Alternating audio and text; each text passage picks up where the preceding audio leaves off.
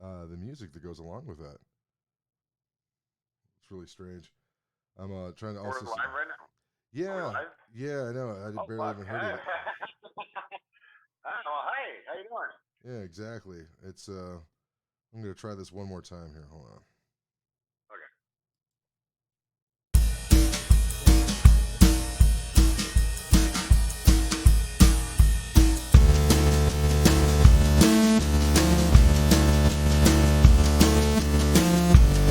All right. Fuck it. Hey guys, another Hey, powerful intro. Another powerful start to a flying stop. That is the show called Mansplaining with Jake and Dave. I'm Dave.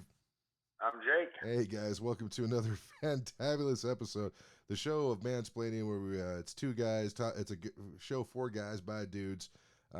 Jake and I talking to the 22-year-old versions of ourselves, trying to give some advice. Like don't send that dick pic, something like that. You know what I mean? Yeah. Yeah. So, title of this week's episode is "I Am Being Nice, You Jerk." It was just something I was thinking about, just because you ever know, like, you ever get it's a very egotistical question, but to ever be like, why the fuck do I got to be the adult in this room? Like, I just would like to be a freaking asshole once in my life. I would hate why do I have to, not be a prick and be like, God damn it, because sometimes you just want to unload on somebody. Everybody else Yeah. is acting like an immature prick. Why can't you? That type of thing. And Yeah. I don't know, I think the best way to handle it is to not be too mature all the time. You know what I mean? Sometimes you Yeah. just got to do something freaking crazy just to let them know that you got another side of you that you might freaking lose it someday. I don't know. If you kind of have, I mean, because you have for folks if you tune in for the first time, Hamill is normally the sweet, loving guy that just wants to give everybody hugs and wear sweater vest all Uh the huh. time. Oh yeah, totally, man. Yeah, how did you? Because I'd always imagine like it's a stressful job when you were delivering booze for Argonaut out here in Denver. But Yeah. like, how did you keep it so that way the folks were like, listen, just leave him alone, but at the same time, not like to the point like, hey, welcome to work. Here's your second write up. You're on thin ice, that type Oh of thing. no, I never got. I never. I was never the get in trouble at work guy. Mm, Like you know what I'm saying? yeah. Like if I was getting in trouble at work, that meant like the management sucked. Honestly. Right. And I was just getting mad at him. So the thing with my old job was the fact that like I was very like I remember my boss when I first got hired because I was on like workman's comp for like 6 months before I got hired. Mm, So I came off workman's comp in like March, right? But I didn't think that through, and I booked a fuckload of shows for April. yeah. So and I got the job in March, and then I had to ask for like a bunch of days off in April. My boss was like, "What in the fuck?" Like he was mad. Like Yeah. he's like, "Yo, I can't write a schedule if you're asking for fucking like like almost 2 days off a week. I Right. can't do this." Well, it was You know, evenings and I'm off you like, were asking. We weren't asking for the whole day off, were you? "Well, it was the thing is I was working nights then, so I Oh, needed the whole day gotcha. off. Right. That's why. If I'm working days, I wouldn't have to ask for a day off at all. That makes more But sense. yeah, that's kind of why they put me on days. But anyway, apparently he talked to my roommate who also worked there, who was management. He was a mime boss, but he was Mm, management, and he was like, I like Jake. Jake, but he asked for those days off, and he's very intense, but like he works hard. So I don't know, like he's not a bad employee, but like he's very like I don't know. It's weird. Like he saw me as a guy like that I couldn't that I didn't work well with others, but yet I worked well by myself. You know what I'm saying? Like that kind of. okay, that does kind of So make sense, but I'm like, yeah, no, you. It just depends who you're working with. If it's somebody, I don't know. yeah. Oh, by the way, how's he doing? Have you heard from him at all, or Who? your old roommate? He's got some drama going on that I Oh, just you're like, there's there. Yeah. don't live Surprise, there surprise. anymore. Well, no, I mean I don't want to like talk shit and stuff. It's No, of not course that. not. It's just there. It's one of the. I mean, because he's okay. I'll put it. This is the best way I can kind of analogize my relationship with my old mate, who's Mm, I do consider a very good friend. Uh, for every like one awesome cool thing he'd do for you, and there was a lot of it. right, He would do a lot of cool things for you. You know what I'm saying? Like I mean, amazing shit. right. Really not. Really thoughtful dude. for every like one of those things, he would be a pretentious mug dick.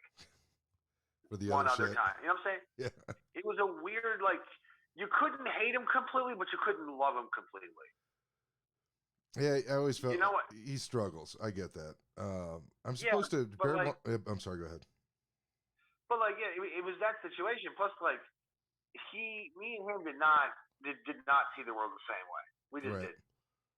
You know, and I'm not trying to like cast aspersions on how he grew up because he grew up very well-to-do, which is fine. Right. You don't really have any control over that. I can't. Yeah, You know exactly. It's just not everybody starts at the same place. It's just I get that. Yeah, but like, at the same time, like I don't know how many times he would go off about something like in the news, and I'd be like, "Yo, you're wrong."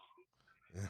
And then he'd be like, "Well, I know a guy who knows a guy who works at the LA Times." I'm like, I don't give a fuck. Like, dude, Right. you're wrong. And then like a week or two later, we talk about it again. He'd be like, and then he would pretend like the shit that I was saying that didn't even happen. And he'd be like, and then he would regurgitate what I said 2 weeks ago and pretend like he was the one who found it out.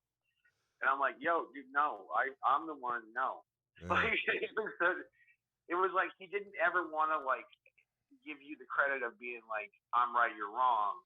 He would just fight you on it, and then he would figure it out, and then go, oh, look what I found. It was like, well, I feel bad for I mean? folks like that just because there's a certain level of trust that doesn't exist in their lives.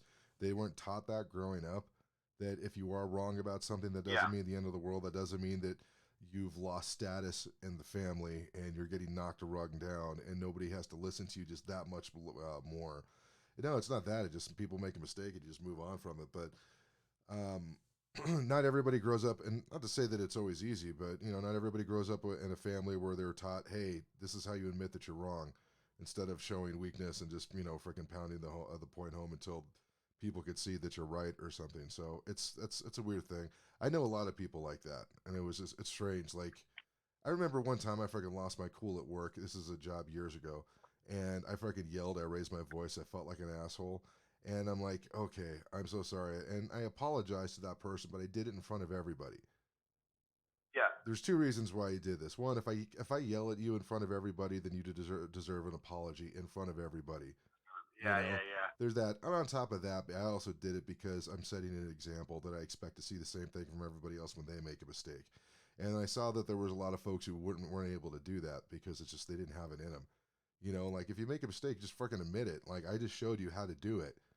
You know what I mean? Yeah. And other folks, I just saw some, like at one point, there was this one server that like I had made a mistake and I'm like, oh shit, I'm wrong. And the dude kind of jumped. He's like, what was that? What'd you say?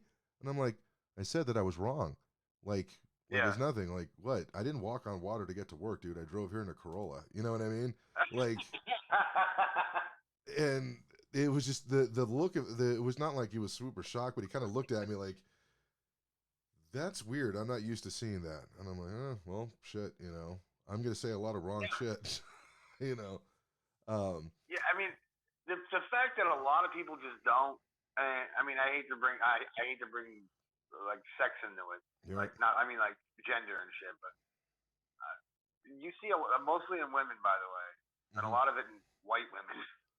They just don't know how to do that.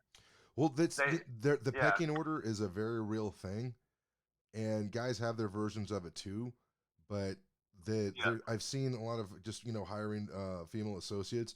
The first one, when they get there, they're trying to figure out who's in charge and how to buddy up to the person who's in charge first. I've seen guys do this too, and it's freaking gross.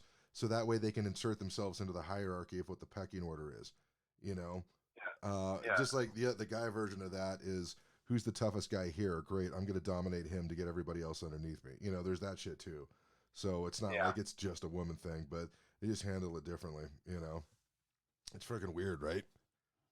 Yeah. I mean, I just do my shit, and then somebody's trying to be a dick. I'm just like, all right. Like, I mean, the funny thing is, I can remember it's only happened a couple times in my life, and it's the ones where people try to throw shade on like your work, like your work ethic. Yeah. Yeah, I had to happen. It's only happened like once or twice. Ever.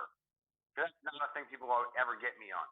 You know what I'm saying? They get me on a lot of other things, not that. Yeah. So there was this one dickhead that I worked with in New York when I was at the restaurant, at the restaurant place. and I'm working Fridays by myself on a Friday. We were busy as fuck, Oh like yeah. busy, like in and out on a Friday night, busy type of shit. Yeah. I'm dead serious, like that busy. And I'm running the shit by myself, and I'm filtering the fryer, and I'm doing orders. I'm juggling like all, and I had a guy helping me. Yeah. This new guy, and he was just dragging ass. And then I hear him, and the prep room was like literally like 10 feet away. And he's talking to his friend who also works there, who's like a dishwasher. And I hear him go, "That fucking guy's lazy." And like in the middle of all my shit, I look at him, I go, "Who are you talking about?" Yeah. And he's like, "You, man, you're fucking lazy." I'm like, "Are you fucking shitting me right now, dude? I have literally 8 plates in the air. I have 8 plates of shit to do, and you're over here talking with your fucking friend during a goddamn dinner rush, and I'm the fucking lazy one." I was like, "Man, fuck you, man." I'm like, "Don't." I would love to shove this fucking fryer lighter filter hose up your ass, right? You piece of shit. Fuck you. And I started like throwing shit at him, like chicken tenders and shit that were like old that we had as a thing. And I'm like, man, and I started yelling, I'm like, "Fuck you, asshole!" Like, piece of my manager's call, like, "What the hell's going on here?" I'm like, "This motherfucker's saying I'm lazy," and then even the managers are like, "Yo, really?" Yeah. And the manager's like, the fucking manager's like, "What are you doing?" He's like, "Well, I'm just fucking taking a break." I'm like, "You don't take a break now, asshole." And they fired him. Good. You know why he was doing that though? Yeah. He was trying to establish he knows that you're going to be working harder than he is, so he's got to freaking establish dominance over you, so that way he doesn't lose his spot in the fucking chain. And and you did exactly what you should have done. Is fucking, "Oh yeah, no, I'm going to challenge that. You're gonna challenge me. I'm going to challenge you, and let's see what happens." Yeah. And they're like, "Oh fuck," and then there's a lot of guys that make that mistake. I'm like, you're trying to. I've seen people that. We've seen this in many different types of businesses, whether it's your day job or comedy or whatever, that they try to do the whole climb the ladder, be friends with the top people, and so you could be hanging around with the top people, and somehow you will be considered one of the top people. And the reason why why a lot of people do that, because a lot of times it works. You get perception for the folks who are just starting in the scene. They're like, "Oh man, that person's hanging out with so and so. They must be good, right? We got to respect what they say and do it everything." And then if they don't know enough about the art yet before they realize, "Oh, wait a second, this person's mediocre at best." You know what I mean? And they're like, "Oh shit!" But the thing is that shit will work. It works in Hollywood, works in Broadway. There's a lot of people like, "How the fuck did this person get this job?" Like, why? Is because they know they took a different path instead of, it wasn't necessarily merit based, or semi merit based, But it's a weird thing. I mean, I saw a lot of that too when I first got to Denver. Because the first 2 years I was there, I was fucking hitting mics all the time. Like I was Mister. Like I was like hitting mics. Like I was doing like 15 mics a week. Yeah. No joke. Like I was hitting all of them. Because it was like my thing. It was like, you're in that first 4 or 5 years of it, so you're like, you want all of it. Yeah. And it was a new city, so I wanted to kind of like, you know what I'm saying? And Sam Talent liked me. He liked what I was doing. He really, like, on a level of like and he wanted to bring me into the circle. Yeah. The only problem is that the people saw that and they didn't like that, so they would talk mad shit, including like Buckley and all those guys. Yeah. Either they stink eyeing me or talking shit about me, and or starting rumors, and I didn't appreciate that. So then I started speaking my mind, and then eventually like those people kind of started to but like, Sam wasn't one of them. But I'm saying the people in that group were kind of always like, always snide to me, always, you know what I'm saying?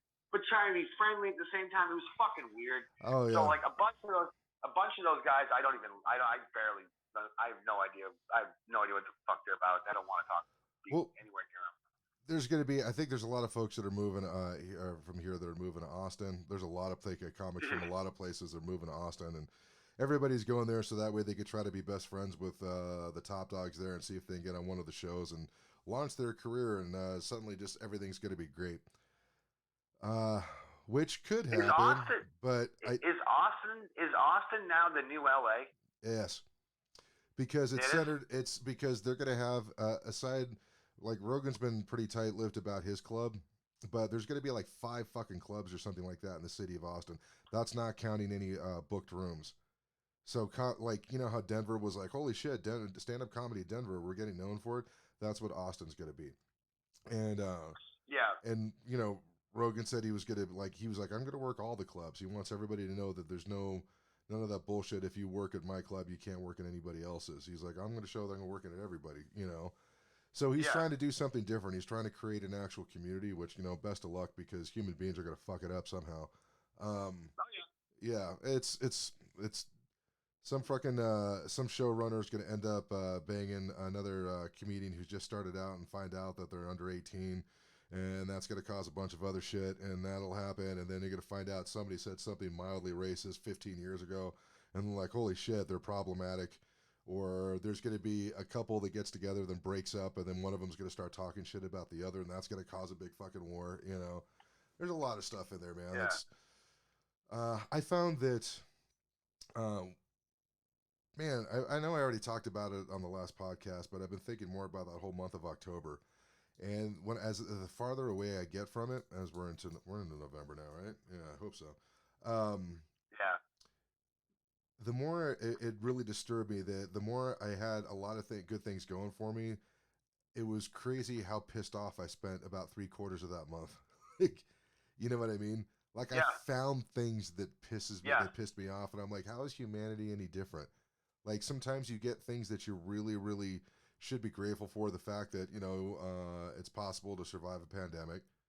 You don't have lions and wolves. Freaking, you don't have to worry about them going to your car and getting eaten or beaten and stuff. I mean, granted, not to say that violence doesn't exist in this world, but not nearly as it was like 200-300 years ago. So we have a lot of great things going for us. But like, nah, fuck all that.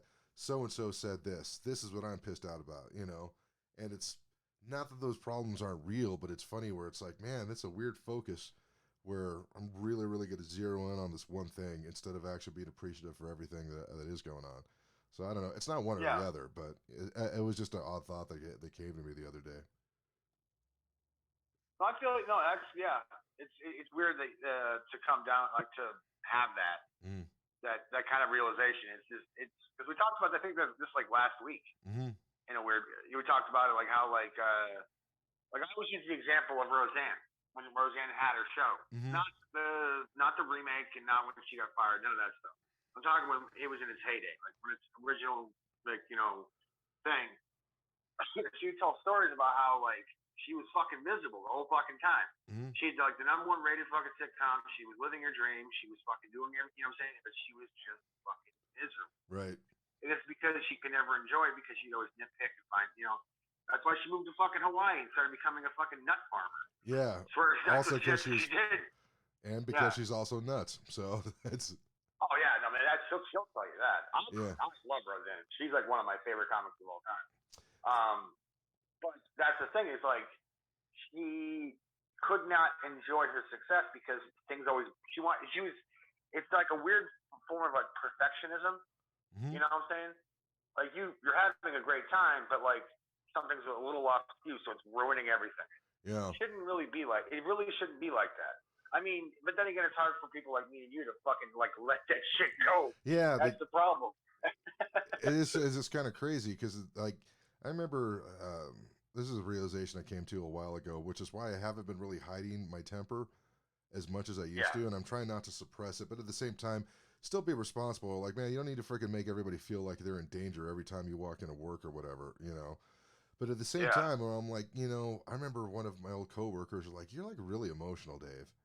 And it was funny because my boss and her assistant were both women, and they're telling me like, "You're really, really emotional." And I'm like, "Yes, I am." I'm like, well, can you like tone it down? I'm like, no, this is who I am. I get really emotional about stuff. I get very passionate about stuff. I get fucking insane about stuff. And guess what? Because of that, I've been able to do some amazing things in my life.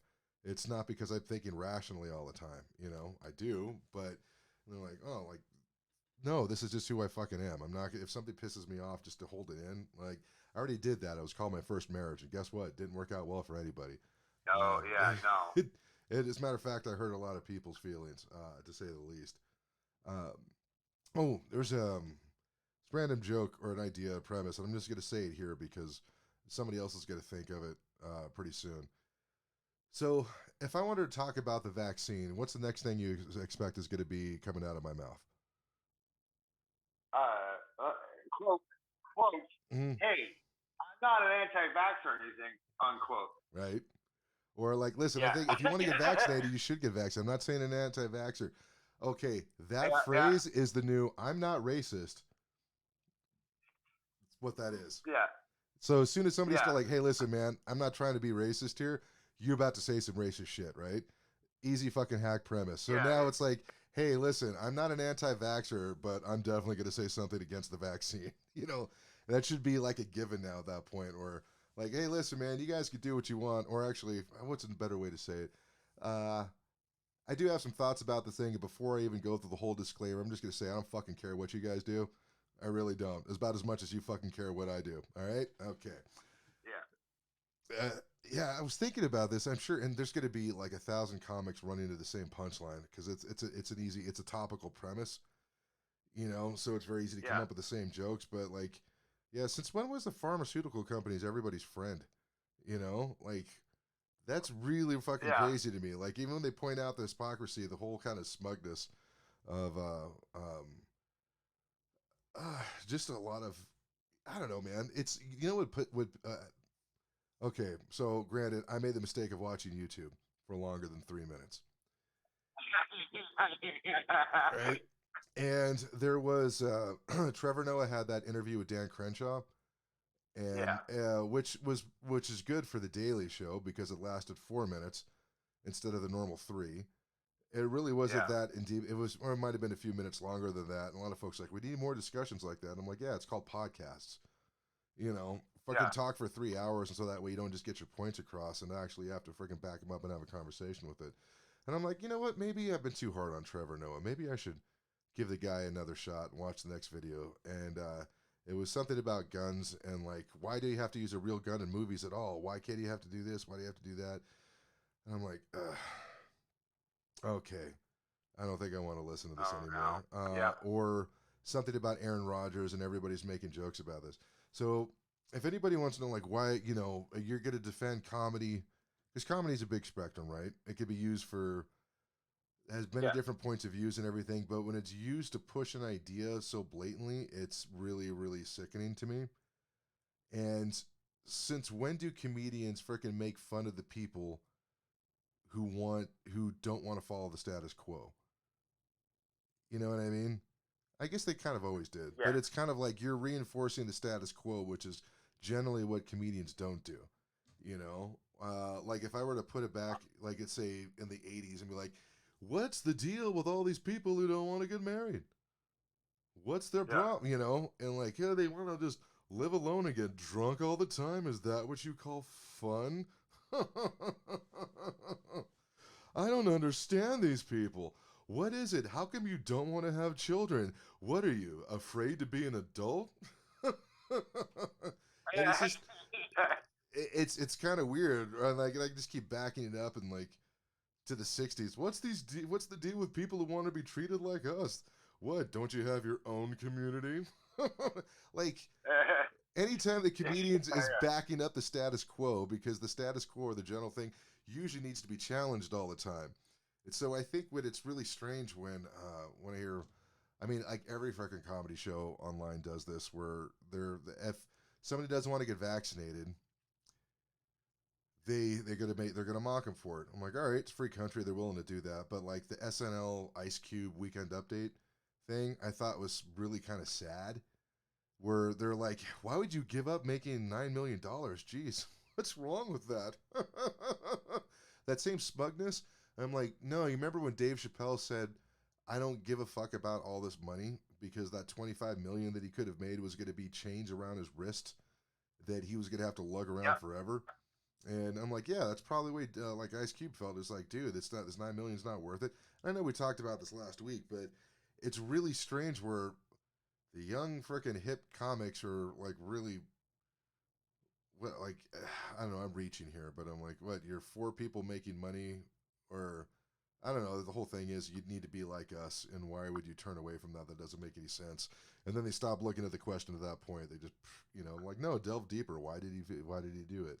So I don't know. well, it's because a lot of these younger comics they want to sell out. Mm-hmm. They want to. Like they can't wait to sell the fuck out.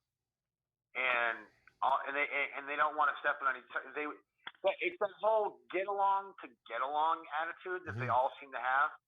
which I can't. I don't. I can't. I do not. I do not subscribe to that. Mm-hmm. I don't. I never have, and I probably never fucking will. Has it bit me in the ass? Yes. Yeah. Because there's been a lot of times where I've had friends walk up to me and be like, "What was this guy?" And I'm like, "Not a fan." And then it's like, oh, there was one time. I remember this years ago. Going back to Sam Town, right? So the Lions later one night, and Sam's like, "Hey man, I'm gonna be in your hometown. I'm gonna be like in. I'm gonna do shows like in Manchester, Portland, Maine, like Manchester, New Hampshire, Portland, Maine, all that stuff." He goes, "If you were in town like in October, I could probably get you on those shows with me." And I'm like, "What shows are you doing?" He goes, "Well, this is one called the Shaskeen." Now, the Shaskeen was run by this guy named Nick Lazali, who is the biggest fucking douchebag. One of the biggest douchebags I ever met. You heard it here first, guys. He's just a try-hard dick. Yeah. And anybody who came up with me in that time would agree with me, like, or at least say, like, because I had a friend of mine who's in LA now who told me, like, when I had to deal with him, it was like arm's length type of shit. Like, yeah, I'll work with you, but we're not friends, motherfucker. Like, right. That kind of shit. So like, I couldn't stand him. So, and he knew it, and I was not shy about it. And so I told Sam that, and Sam was like, "Dude, you got to get along with these guys." I'm like, "No, I don't." Yeah. The guy's a fucking dickhead, and I don't want to fucking deal with him. Right. I appreciate you trying to get me on the show, but I guarantee if I walked in that room, he wouldn't let me get on the show. Right. I mean, he might if you told him like, "Hey, come on, man," like, But I don't want to put you in that position where like you're begging a guy to get me on a show. Right. I'm not gonna do that to you. Yeah. Plus, I was broken at times, so there's no way I'm getting the fucking New Hampshire bike. Fair enough. So you could stand on that moral high ground all day long. It cost you nothing. Yeah, but I would do that to you. There's no way I was gonna be there anyway. So, yeah. But I don't know. It's just one of those things. I was just like, I don't like that. I just don't. It breeds fakeness. Because then you can't trust anybody whether or not they're you can work with them or not, or right. like you can be around them for like if you got to go on a fucking road trip with somebody and you can't stand them, but you've been faking like you like them, and then you're trapped in a car with them for like 5 fucking hours. That's gonna be a miserable ass fucking time. Yeah, more likely. You're know like, what I mean? hey, I'm just gonna put my earbuds in and just listen to a podcast. You have fun, and then just freaking dip out. It's the rudest shit ever, but that's what I would have to fucking do. What? How long is the podcast? Oh, this is Dan Carlin's Horka history. It's a 5-hour podcast. So, like, all right. Just if you got earbuds, you can put them in too, buddy. Here you go. Like, you want to turn on the AM radio, you knock yourself out. So, yeah, it's there was something. I got to look up more into this about talking about one of the divides in society is about people who take risks versus a lot of people who don't want to take risks. And I was thinking about that because I've been working on trying to find a way to make fun of the situation of 2020 versus the people in it, but it's kind of hard. It's like splitting hairs. So, the idea like those of us who actually still had to go to work because we were essential or dumb. Yeah. That's another way to put it.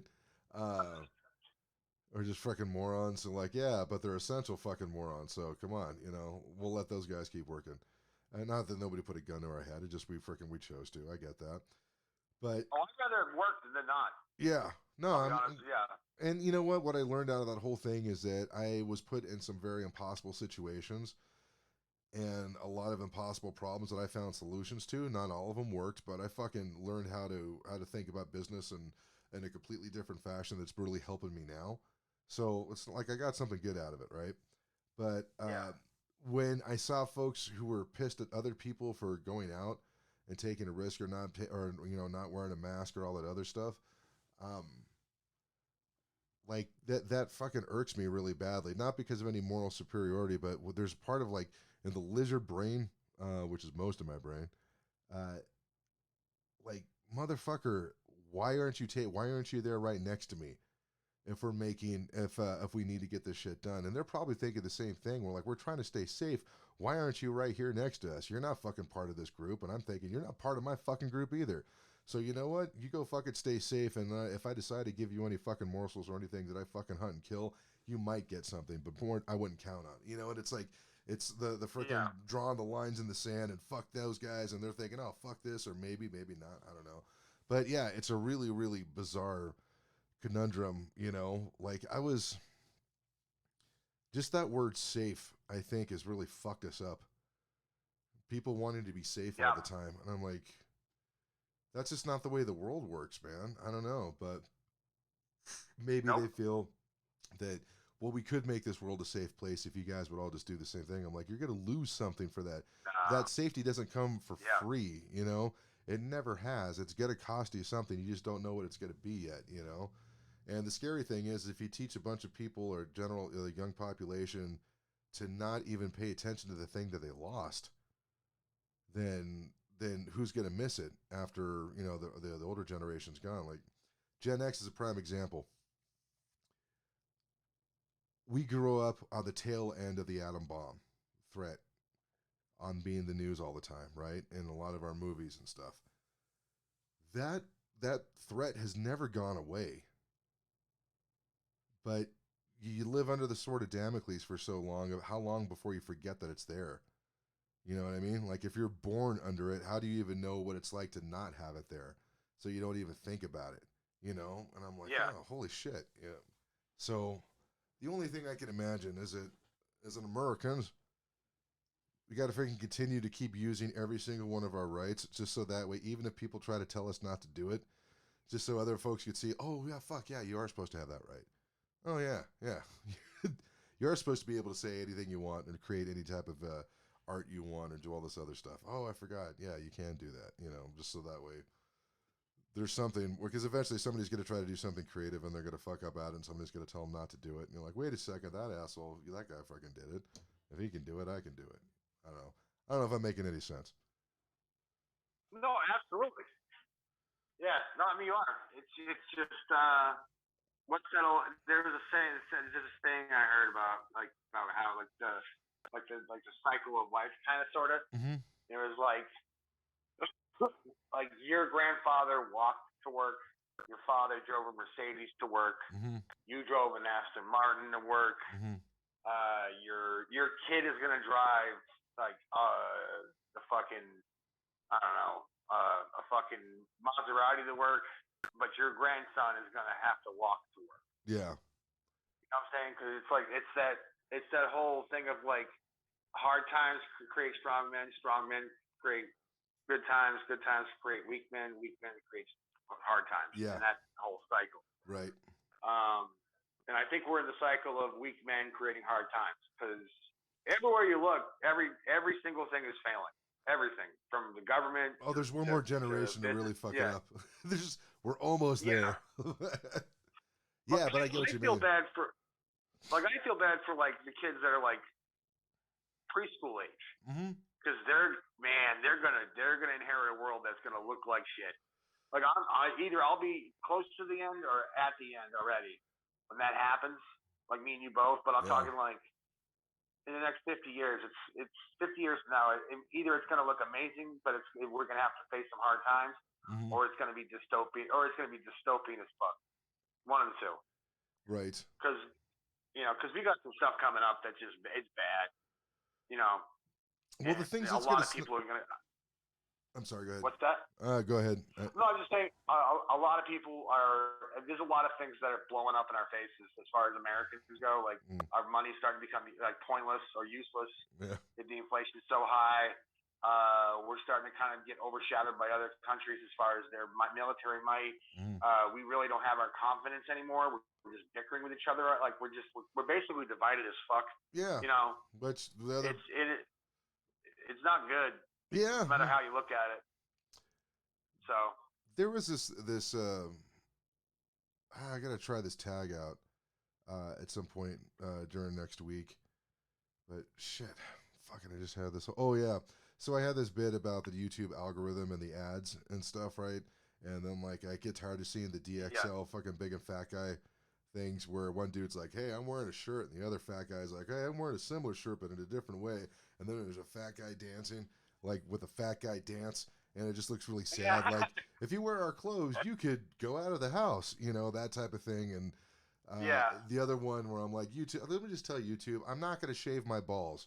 So fucking stop trying to send me the Manscaper and get all this stuff. Yeah. And so the tag that I'm thinking about, I'm like, you guys could do what you want, but the girls that I like being attracted to me don't like guys who shave their balls. You know what I mean? So it's kind of Yeah. like, oh, this is what girls want now. I'm like, I don't give a fuck with most. I don't give a fuck about those girls. There's only certain girls that I like to be attracted to me, and they like fucking hairy bros. All right, and then I had some other shit, but um, it's kind of weird. Where I think a lot of folks have given up they don't realize they've given up a lot of their individuality because they're being Yeah. sold an identity that looks like an individual, but it really isn't. Like if I see the same dude with the trim beard but the crazy little hairdo with a soft lidded shirt that has a kind of a really non-threatening pattern on it, and with this skinny jeans, I'm like, do you think you're an artist because you fucking look like everybody else? Like hang out. This is a Denver joke. Hang out at Punch Bowl Social near closing time, and you will see the same fucking dude, 50 or 60 of them, all young dudes with fucking beards, wearing the same type of clothes, and you're like, Jesus, this is the new fucking preppy dude. You know what I mean? Like, Yeah. the type of fucker that didn't listen to anything cool in the 80s. They only listened to Madonna and Wham on the radio. You know what I mean? And just did whatever fucking GQ said.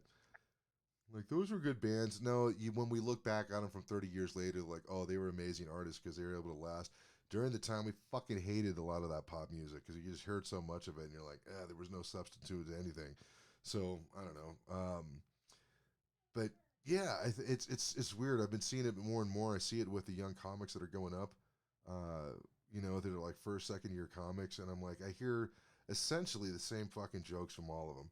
And I don't know if that's just me being Yeah. a crotchety old guy. That's why I'm hoping you actually hit up some mics because I'm curious to see what you see out there in Phoenix. Well, okay. So like when I came out here to visit, right back in August, I hit a couple of mics. There's that one that I hit that was the hipster one. I think it's in the name, hipster bar. That one was like El Torito, but super more like it was like El Torito on its most douchiest woke night. Right. There was just comic after comic after comic making like white guy racist jokes and this and that. And I know I'm just a cisgender white guy, guys, but still, like, shut the fuck up. And there was some other guy who went up there in a Descendants t-shirt who just ran and raved about how he's been doing comedy for like fucking 10 years. Which, by the way, at that point, I was doing comedy longer than him. Yeah. And he's just like, I've been doing this so long. This is fucking bullshit. I should be friends with this long. You guys really, like, he basically was like, I'm owed shit because I've been here. Basically, the Pete Cohen argument. Yeah, exactly. Shit on Pete. But like, I've been here for X amount. Why am I not treated this way? It's like, dude, it's not about longevity. It probably sucks. It's probably because I see a lot of the showcase flyers and stuff on it. If it's the person that I'm thinking about, I don't see them on any of that shit. Because there's a lot of shady fucking people in Arizona, man. Like, maybe this is just because I grew up around that crowd so I could spot the fucking shady fucking tweaker that wants to be a showrunner, and you could tell they're gonna take something from you, and they just need it, whatever it is, and just so that way they can feel important, feel alive. Like, hey, I'm gonna pay you $40, even though the promoter or the guy who funded him gave enough for 50, just so that way he can get that little extra and show that he's got it's stupid shit like that. Well, that's the same reason why I hate. That's the same reason why I hated fucking with rap promoters in Denver. A lot of them were like, they would be like, yeah, you can make this point, but you got to sell tickets. I'm like, why am I doing your job for you? Yeah. You know what I'm saying? Well, this isn't part of my job. This is not my job. Mm-hmm. My job is a talent. I'm the talent. I'm not here to sell tickets. That's your fucking job. What the fuck are you here for then? Right. If I'm selling tickets, why are you here? And I had to deal with that shit when I first got to Denver. That's what I dealt with a couple of times. Yeah. That's what I did. I just stopped fucking with them. And I stopped fucking with Culver too because of that. Then Culver stopped doing that shit, and I was like, okay. So then I continued to keep on doing shows with him, and he did pay us, and I was like, all right, badass. Yeah. But like, yeah, no, I've noticed that about Denver. I mean, about Phoenix in general, as far as there's some shady ass shit that happens around here. I've noticed a lot of that. It's kind of weird. Yeah. And obviously I'm saying that because I'm not freaking there right now, and so I don't know. It'd be interesting if I went back and spent like a week or at some point just to hit up some of the mics, because I'm curious to be how come so many mics don't last for more than a month or two. At least that's what it kind of looked like when I was going through the Phoenix open mic page. Like, a lot of the shit gets canceled. I'm kind of curious why shit got canceled. Yeah. But who knows? I mean, it's who the fuck knows? I mean, I get to. I mean, granted, I haven't been to any since I moved here. But like when I came out and visited, I went to the one at the hipster one. Then I went to another one on a Friday. It was like an industrial park at some like brewery, at some fucking not brewery, distillery. Yeah. And I actually crushed that one. But like everyone who wanted before me was just doing like these weird like it was like not like TED Talks, but it was like they were giving like like their rank of like in the oppression army. You know what I'm saying? Like Right. I'm this, this, and this. You know, it's like it was like I'm a fucking sergeant major in the life's been fucking me over brigade. You know, that's what it's all they're saying. Like you know, and it's like I have this disease with that, and you know, with no humor behind it. It's just they're just stating what they got. And you know, or like they'll be like, you know, life's hard for me because this blah blah blah blah blah. Right. And like, no man, like I have jokes about what I got, and I don't make myself a victim. I just make it sound like it's just a weird thing I got to go through. It's not anyone's fault. I'm Right. just saying it's just what it is. You know what I'm saying? Yeah. But Well, there's something I don't mean, know. Yeah. but some people just want to be a victim, and it's just that shit's so unappealing to me. I don't get it. I wonder if I should just start next time somebody, because you know, like when somebody said, "So my girlfriend cheated on me," my first instinct is to go like, and laugh at him because I know the whole rest of the room is going to be quiet. And you're not supposed to heckle other comedians, but I've heard that so many fucking times where I'm like, good, you know, like trying to get sympathy. Like Jesus Christ, man, you're in the wrong place for it. So, what do you think? I'm not going to laugh at your pain. You're doing comedy right now. Of course, I'm going to laugh at your pain. So. I think shit, what was it? Instinctively, I think it was last night where because I'm standing in the very back of the room, right? And I think Mo had a joke. It's like, yeah, I broke up with my boyfriend, and then instinctively I went, huh, but I didn't do it loud, right? And this couple that's sitting at a table like maybe 2 feet in front of me, they both slowly turn around. I'm like, are you laughing at that? And I'm like, yeah, I don't give a shit. But yeah, I don't know. Bear once we were talking about because he wasn't sure if he wanted to keep doing the X Saloon mic, and he still wants to host it, but it's kind of like I don't know if he needed some like help promoting or maybe having a new spin on the mic or some shit. So my thought was, and I don't know if he wants to. I mean, if he doesn't want to do it, then that's fine. I mean, but this is the only way that I would be interested in doing an open mic. Is that every week I would probably have it run through the Mansplaining page because I want more people to look at the show. You know what I mean, and have to look at the other stuff there. But there's a sign up. There's 3 15-minute spots. Or, you know, maybe we start off with just doing like 3 10-minute spots, and anybody else could still, if they want to show up and go up, it's going to be 5 minutes. But there's only 3 10-minute spots, and then we move that, book it up to the point where it's up to 15. So that way it's kind of like if you really have a long premise that you want to work out, you can do that, but we're only letting 3 comics a week do that. Okay. You know what I mean? Because I know Bear could ramble if he wanted to for 15 minutes and still be funny. I know I could do that. I know Coppolino would do it. So there's always going to be at least me and Bear there and possibly one other. But the whole idea is like, no, you have to sign up for that. And also understand, like, if it's somebody that I don't know and you go up and you're like, yeah, I'm going to do 15 minutes and 15 minutes of bullshit, I will very politely say, do not ever fucking ask me for another 15 minutes. If you want to show up and do 5 minutes, you can do that. But until you get a whole fucking 15 minutes together, like an actual professional comic, don't fuck around here. So usually the whole idea is that I want this mic, and I know every open mic producer says the same thing. I want a mic where good comedians go to get better, not for shitty comedians to go hang out with their friends and feel like they're comedians. Like I see a lot of fucking people cosplaying as an entertainer and as an artist. It's almost like the guy that wants to dress in the leather outfit and have the fucking heavy metal hair and fucking look like a heavy metal rock star, but doesn't know how to play an instrument, doesn't know how to sing, is not creative in the least. He just wants to look like somebody who is, which you can do that. But then if you start hanging out with bands and they need you to play music and you can't fucking do it, guess what? Maybe you shouldn't be hanging out in the same group with the other artists. You know what I mean? It sounds egotistical. Yeah. But I mean, you're basically you're a fan. Yeah. Except the fact that you're just a fan of it. Which is great. You could totally do that. Yeah. But there's a lot of things. There's some comics that I've seen that I'm like, dude, you've been doing the same set for the past 3 fucking months. It wasn't funny before. It's not funny now. But at the same time, here's the counter argument to that: Jeff Cohen.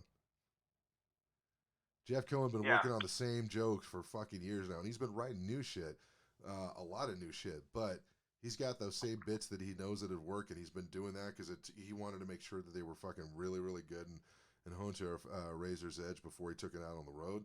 And he's been doing well on the road, I guess. So it's I was talking to him before I left, and he's like, yeah, like he enjoys getting the fuck out of town because if you're in Denver, man, and that's all you're doing is Denver, it can just the absolute horseshit can wear you down. That's why he gets the fuck out of town. He realizes that there's more comedy than just Denver. Oh, dude, you know what I mean? I've been going to if I hit up the Lulu's mic, Lulu's downstairs out in Manitoba Springs, which is it's basically like a suburb or an extension of Colorado Springs, just closer towards the mountain. And and so there was only like 3 or 4 other comics there at all, and maybe 2 drunk people from the previous show, or 3 drunk people, and they're just freaking just talking through the whole thing. It was going to be a shit show, but I'm like, fuck it. I drove an hour out here. I'm going to do my YouTube bit. I'm going to do my fucking Cracky the Clown bit, all this other stuff, and didn't really get a whole lot of laughs. Got some giggles. Everybody seemed like they were entertained, but I'm like, all right, I'm freaking done. And then there was a couple of other comics, and they're having a good time too, but you could just tell they're not fucking taking anything seriously. I'm like, you're already here. Why are and then they were still kind of chatting and making fun, just kind of, I mean, they're all friends, so they're all kind of giving each other shit when they're going up there. We've done similar things or have seen similar things at X Saloon before. But part of me kept thinking, I'm like, man, if only you were this funny on stage. You know what I mean? Like, if you could only and it's like, what? Just stop wasting the fucking time. But I think that happens with every scene because some of the guys that were there are they got some pretty good bits, pretty good jokes. I've seen them work like at Looney's and stuff, but I'm like, well, you already know that joke works. What are you changing about it? Why are you doing it at the mic? Why don't you work on something else? You know what I mean? But that's how I do it, but that doesn't mean how everybody needs to do it. But it is what it is. Yeah. Oh, I don't know. Shit. I mean, it's,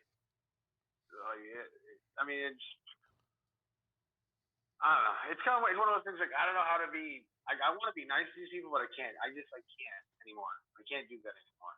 Mm-hmm. Like people get a lot of shit confused as far as that nice guy shit. It's not nice. You don't want to be nice. It's not nice. You want to be kind. Yeah. You know what I mean? Be a kind person. But also, like, if someone's being a fucking idiot and they're being stupid and they're being just a dickhead, and just call them on their bullshit. But don't be you know what I'm saying? Like, not like in a physical way, like I'm gonna fight you type of shit. Mm-hmm. But like, expose them type of shit. And then if they can't take it, that's on them. Mm-hmm. You know what I mean? But like at the same time, like don't go out of your way to like shit on a person for no fucking reason. Yeah. It's funny. If you're breaking balls, yeah. But I'm talking like if you're doing it as like a Chad Alpha move, then fuck you. Yeah, he was like trying to like I need to purge the weak blood in the scene. Let me push all these people out. It's not what. No. That's what? That's not my job. You know whose job that is? People who run open mics and run comedy showcases at fucking coffee houses. So they're the ones who are freaking trying to push people out who shouldn't be there. Which I can go argue for and against on that. It really depends on the person. If it's a freaking awesome, strong comedy producer who puts together killer shows, then hey, man, maybe they do have a point because they see something and they want the scene to move in a specific way. Or it could be one of the type of producers that puts one good person on the headliner and then 3 fucking comics that really haven't been trying hard. You know what I mean? So I don't know. Yeah. And it's so funny because guys, what I'm doing, I'm digging myself in a hole for the folks who are listening. Because I have a show coming up on the 24th of November. That's next Wednesday at Raíces Brewery in downtown Denver. Look it up, Raíces.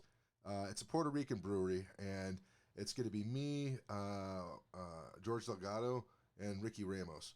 So I'm pretty fucking happy the fact that like me and Ricky have not said 2 words to each other. I think other than how's it going, nice job, good set. That's pretty much the only thing we talked about. So.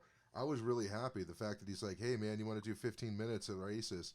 And I'm like, yeah, sure. And he's like, yeah, it's a Spanish and English show. And I'm like, my Spanish isn't good. He's like, just do a couple phrases to razzle dazzle. I'm like, all right. So I'm going to do 15 minutes on my mom, apparently. Dude, but that will probably kill. In that environment, that's going to kill. Yeah, it's really weird. I've been going over the whole thing. So either way, I'm talking all the shit. so I can eat this big pile of shit at this really important show. And we will see what happens. I'm gonna freaking put my money where my mouth is. So There you go. but yeah, I was really excited because I have that to promote. What do you know? Yeah. What's the cross streets on that? Do you know where Ironton Distillery is? Or Ironworks? It's like near. Logo? It's No. it's near Bronco Stadium. It's almost under I-70. Oh. Yes, I Yep. know exactly where that is. It Okay, used it's to be called something else, but now, yeah. Raíces is across the street from that. Okay, it's right. It's off of like 17th or something like that. Like 17th Lower and Colfax. like Federal. Yeah, around that. I would Yeah, almost it's call. right to the stadium, right? Yeah. As a matter of fact, it's real I close. know I know because that's the back entrance to get to Elitch Gardens. Is through around that, just around that corner. So I was like, oh shit. Yep. Yeah. So I don't know. I'm pretty fucking psyched about it. Oh, so shit. This was the last thing I was going to talk about. Tragic thing. Not a tragic. This did really hurt my feelings, but it. I had to find a way to laugh it off. So I was supposed to get the MRI done to see if there was anything wrong with my pituitary gland. So that way I take that to the endocrinologist to figure out why the low T is happening. And I know why it's happening is because I ate like shit my whole life, and then I had sleep apnea, and those two things get together is going to fucking kill your T to a point that you're going to need something to help boost it back up. So, so I'm supposed to go to get the MRI. This should be the last step, right? I should be seeing the endocrinologist next week, but that's not going to happen because the guy comes in, and he looks at me, and he was like, got really broad shoulders, you know, but he's looking at the whole part of me, and I'm like, broad shoulders, huh? That's like I'm sitting. He's like, I don't know if you're gonna fit in here, man. Like, oh no! Oh no! And I'm like, dude, well, let's just give it a shot and everything, right? And like, all right, hold your arms, you know, down to the side and stuff. I'm like, can I do it like this? Is like, no, it has to be down to the side, and so I only get. It's literally can't get past my shoulders. But so this is true. So it was my shoulders are pretty big, but it's also like you're also really fat. And I can't put you in this tube because you're just too goddamn fat. I wish that wasn't the case. I wish you were skinnier so we could have done this already, but because you can't stop being fat, we can't do this test on you that you so desperately need. And it was a way that I had to find a way to laugh about it. But holy shit, I was kind of bummed out for that whole day because I'm like, God damn it, I got to wait another week, and they got to send me to some other place where they have an MRI machine that's basically built for people who are too fat and can't fit in the thing. So it's like it's weird. Like he tries to push me in, you know. He's like, all right, see, you can only go this far in because see, this is you out. This is where you're supposed. This is where we have to stop. Another foot and a half, that's where you're supposed to be. We can't fit you in there. It's like the exact opposite of a Play-Doh machine. We can't, it's just, a star's not going to come out, just a fucking shit piece of you. That's what we're going to do. Man, I shit inside of one of those things, and that was less embarrassing than that. So, hey, lucky me. Like, hey, well, thanks, man. You just helped me with my closer. And like, really? No, like, no, I'm going to feel bummed about this and probably eat some Wendy's fucking breakfast sandwiches on the way to work now. So, but yeah, I don't know. Like I said, it is what it is, man. And can I run a joke by you before we go? Yeah, sure. I'm not sure if this is a hack or not. So here's the thing: is like, well, you might know this. I don't know if they're around when you were living here, but apparently there's like these lawyers. They're called the husband and wife lawyer. Like a husband and wife team. Like they're all over the place. They're like Frank Azar of fucking Phoenix. Yeah, okay. Right. And I thought it'd be funny if like what happens if they got divorced? Yeah. Like what would the commercials be like? Like with her being like, you could get a decent settlement from my tiny dick fucking ex-husband, or you could go with me. And then he'd be like, yeah, I don't know, because you should go with me. My ex-wife over there, she might get you decent settlement, but man, her pussy smells like a fucking fish burger on a hot summer day. You don't want to deal with that. Or something like, you know what I'm saying? Like, have them shitting on each other because they got divorced or something. I think that. Just think of the worst things is like, hey, if you want a lawyer that's gonna gamble your fucking retirement off on fucking lotto scratchers, then yeah, go with that guy. I'm like, hey, if you want a lawyer that likes to go to Costco and pick up a bunch of illegals to fuck, yeah, go ahead. Use my bitch of an ex-wife. Oh yeah, well, if you like a freaking, if you want a lawyer that basically thinks ketchup is the same thing as tomato sauce, then yeah, go ahead. So it's just, I don't know, do a bunch of crazy shit, but I just got a weird feeling someone's already had to have done that because it's just sitting there. You know what I mean? That's just, right. The joke is just sitting there. Go There's for no way somebody hasn't. Yeah, okay, maybe I'll just give it a shot. Fair enough. But it gives me a reason to go out and do an open mic. So this is true. I think it's probably a good place to end it, man. Right? Yeah. Yeah. Hey guys, before we go, if you want to start your career in comedy, so that way we could talk shit about you the next week, the place where you really need to go is coopenmics.com. If you're in Colorado, that's where you get to see a lot of the open mics from Sunday to Saturday, man. 7 days a week. There's a shitload of open mics from all up and down I-25. To check it out, it doesn't cost you anything. Just go check out the website. If you want to help out, click on an ad or some shit, and I get paid for that.